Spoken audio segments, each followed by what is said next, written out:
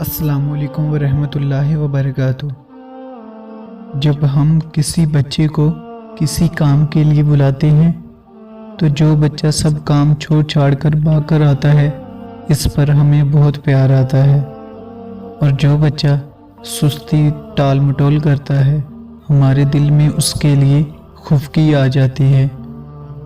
बस इसी तरह अल्लाह रब्बुल इज़्ज़त को अपने बंदे का दुनिया के सारे काम छोड़कर जाए नमाज पर खड़े हो जाना बहुत ज़्यादा पसंद है। अज़ान होते ही वक्त पर नमाज पढ़ना वक्त में बरकत का बाइस बनता है।